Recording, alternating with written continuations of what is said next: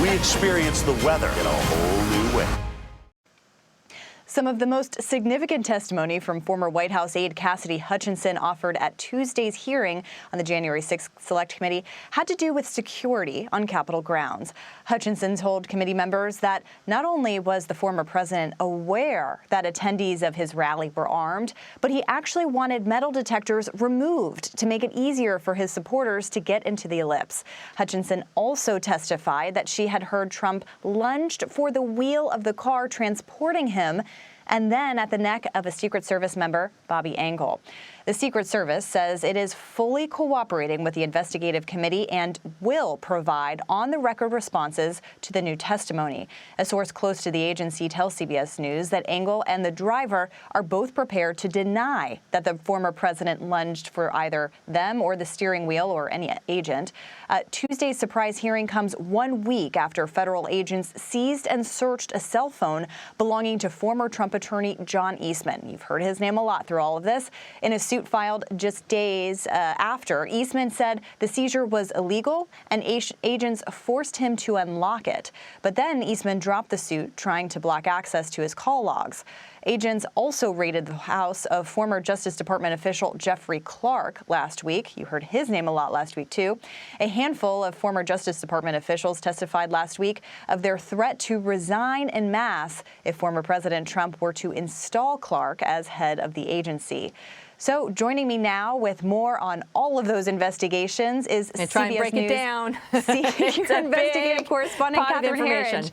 Catherine, whoa, no shortage of news on this front, and I know you've been following every angle of these investigations. So let's kind of try to break it down for our audience. So, you have John Eastman. He dropped this lawsuit that he filed trying to block the January 6th committee from obtaining his phone records on Tuesday. What does that mean for the committee? Caitlin, what it means is that congressional investigators, if they choose, can now get access to John Eastman's phone log metadata. And to break that down, we're talking about things like the phone numbers, who those calls were to, how long they lasted, and also the frequency of those contacts. And while it doesn't include the content of the phone calls themselves or email content, federal sources have said to me in the past that this metadata can sometimes be even more revealing than what was contained in those phone calls and those emails. And you're right to point out that this is a separate track, a separate legal track from his efforts to get back these phones that were seized by federal agents, physically seized by federal agents last week. And Catherine, I remember when we were talking last week, you mentioned that the days leading up to January 6th were the days of interest. So what, if anything, would Eastman's phone records shed light on in the lead up to January 6th? Well, Caitlin, federal investigators do something called link analysis. And what they do is they take these phone logs or the metadata and they plot it on a giant map. And it helps them understand your network of contacts and even more specifically, how strong those relationships are. When you take that link analysis or that network of contacts and you overlay other intelligence onto it that they have from witnesses, other call records, it starts to fill in the pieces of the puzzle. And more importantly, it starts to fill in the gaps in the timeline. And what we know through our reporting here at CBS News is that the congressional investigators are very focused on January 3rd, January 4th, January 5th, and then, of course, January 6th. So they're able to use that kind of information to bridge these gaps to fully understand the events and who was talking to who at what point.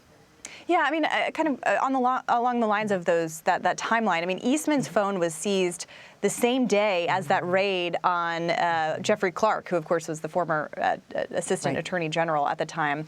What do we know about that investigation? And can you kind of just remind us quickly who Clark was? Clark was a very senior figure, a relatively senior figure in the Justice Department. His specialty was not criminal investigations. He was doing environmental law. And based on court records and the testimony before the committee, the allegation is that he was formulating this sort of plan B for President Trump, that they would come out and say the Justice Department had found significant concerns about election irregularities and that this would justify this alternate slate of electors that would then come to Capitol Hill and be sort of part of that confirmation or the certification process by the vice president on January 6th. What's so important about these raids and the seizure of the phones is that it happened basically on the same day in different parts of the country. They were both very public and very visible. And I have to emphasize that that itself is highly unusual. That is called, in law enforcement speak, an extensive or unusual investigative tactic. What happens typically is that you ask the subject to provide the information, especially somebody who used to work at the Justice Department.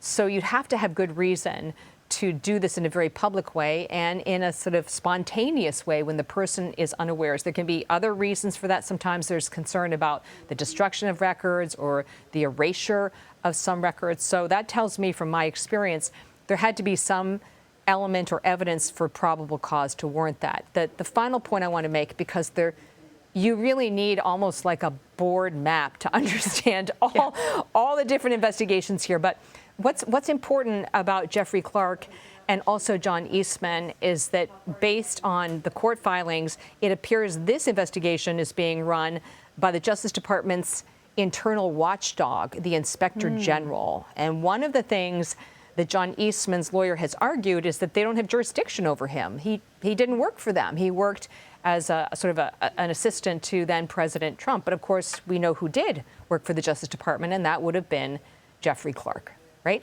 So we've got multiple tracks of investigations here. You have the congressional investigation, you have this Justice Department criminal investigation, and now we know there's some sort of internal watchdog investigation looking at a lot of the same parties.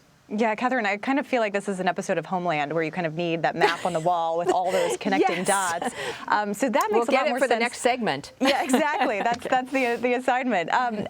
You know, and it's just fascinating how people like Jeffrey Clark and John Eastman are now becoming household names. Another interesting dynamic, kind of as we've been covering these hearings, is that a lot of people in Trump's inner circle have defied subpoenas to come testify. And you had former White House advisor Steve Bannon, another member of the inner circle. He actually filed a motion to delay his contempt of Congress trial until after October 15th, I believe. What could that kind of delay mean for him, and how might it relate to this investigation into January 6th? Well, Steve Bannon is asking the judge, the federal judge in this case, to delay the trial, arguing that when it was scheduled, they had no idea that there would be this, what they described as a media blitz by the January 6th committee in these very public hearings. So they're making the argument that he certainly can't get a fair trial, or it may be extremely difficult to find a jury here in Washington, D.C. that hasn't formed an opinion about the case. If that is granted by the judge, that would be the second time that one of these high-profile January 6th related cases, has been pushed back. The other one was the Proud Boys, and they had their trial delayed until the end of the year. They succeeded in this argument that there was too much publicity surrounding this summer period, and that they may not get a fair trial or a fair jury. And the judge in that case, to quote, reluctantly agreed to that request. So we got to wait on Bannon, but one case has already been successful in sort of punting the ball down the field. And Catherine, I also want to ask you about this news that Senate Sergeant-at-Arms Michael Stanger, he died on Monday. We still don't have a lot of information about what his cause of death was, but can you kind of explain what role he played in the Capitol insurrection and in the House committee's investigation? Well, he's really kind of a clutch player in a lot of this. He was the top law enforcement officer leading up to and on the day when the Capitol was breached, and he's gave a deposition some months ago where he talked about the importance of evaluating the security posture. He talked about some of the people that day as being sort of professional agitators. So he was going to the idea that, in his view, there was premeditation and coordination. And he said in his deposition, we have to now come back to a period where we see not just the probability of violence, but the real possibility of violence. And we have to take that posture. The one thing we have not heard so far in the January 6th public hearings is a real dissection of the decision-making that led to the National Guard only being deployed around the Capitol and around Washington, D.C. In a very limited capacity for crowd control and also for traffic control. And the reason that matters is what we know now, 18 months later, is that the system truly was blinking red. And the question is, if the system was blinking red and there was so much anticipation of violence, why more aggressive steps were not taken to safeguard the Capitol? Yeah, a lot of questions about accountability on a lot of different levels. Correct. Catherine Herridge, we are very lucky that you are on this beat and investigating always glad this to join you. for us and for sharing your reporting I have with my us. homework assignment next we time, will be right? talking a lot, I'm sure. The board. We'll see Something what will come next. to come.